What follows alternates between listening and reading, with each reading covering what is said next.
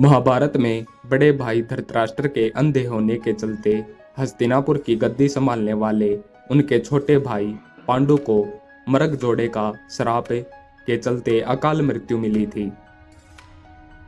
बड़े भाई के नेत्रहीन होने के चलते हस्तिनापुर की सत्ता पाने के लिए राजा पांडु का अकाल मृत्यु का कारण जंगल में परिणय कर रहे मरग जोड़े के शाप के चलते हुई। एक बार राजा पांडु अपनी पत्नियों कुंती और माद्री के साथ शिकार करने जंगल में गए, जहां उन्हें एक हिरण का जोड़ा परिणय करता हुआ दिखा। इस पर पांडु ने फौरन तीर से मरग को लूलुहान कर दिया। मरते हुए हिरण ने पांडु को शाप दे दिया कि राजन, तुम्हारे समान क्रूर इस संसार में कोई नहीं होगा।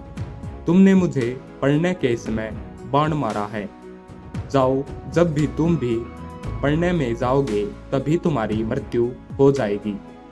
राजा पांडु को अपनी गलती का एहसास हुआ, लेकिन अब कुछ नहीं हो सकता था। साप से दुखी पांडु ने रानियों से कहा, मैं समस्त सुख और वासनाएं छोड़कर यही जंगल में रहूंगा।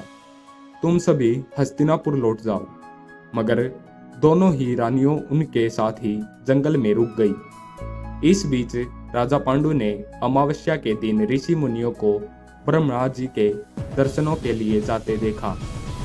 उन्होंने खुद को भी चलने के लिए कहा तो मुनियों ने कहा, राजन, कोई भी निसंतान पुरुष ब्रह्मलोक जाने का अधिकारी नहीं है, इसलिए तुम आपको अपने साथ नहीं ले जा सकेंगे। यह सुनकर पांडु ने अपनी पत्नी कुंती से कहा, मेरा जन्म लेना व्यर्थ है, क्योंकि संतानहीन व्यक्ति पितृ ऋण, ऋषि ऋण, देव ऋण और मनुष्य ऋण से भी मुक्ति नहीं पा सकता। इस पर कुंती ने बताया कि ऋषि दुर्वासा से मिले एक मंत्र से मैं किसी भी देवता का आह्वान और मनोवांछित वस्तु पा सकती हूँ। आप बताएं किस देवता का आह्वान करूं? पांडु ने उन्हें धर्म को बुलाने को कहा। कुंती के मंत्र पढ़ते ही धर्म ने कुंती को अपने अंश सहित पुत्र प्रदान किया, जो युधिष्ठिर कहलाए। इसी तरह पांडु ने कुंती को 2 बार वायुदेव और इंद्रदेव को याद करने के लिए कहा। इनमें भीम और अर्जुन पैदा हुए। इसके बाद पांडु के आदेश पर कुंती ने माद्री को इस मंत्र की दीक्षा दी।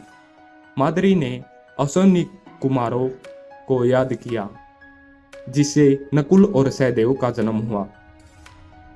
कहा जाता है कि जंगल में रहने के बाद एक दिन राजा पांडु छोटी पत्नी माद्री के साथ सरिता तट पर घूमने निकले। वातावरण बेहद आदमीय था और ठंडी मंद हवाएं पूरे माहौल में सुगंधित किए थी। अचानक हवा के झोंके से माद्री का वस्त्र उड़ गया। इससे पांडु का मन चंचल हो उठा। वह शराब भूलकर परिणय में लिप्त हो गया। तभी उनकी मृत्यु हो गई। पति की मौत का खुद का कारण मानते हुए माद्री उनके साथ ही सती हो गई। लेकिन पुत्रों के पालन पोषण के लिए कुंती हस्तिनापुर लौट गई थी। ऐसी वीडियोस देखने के लिए हमारे चैनल को सब्सक्राइब करें।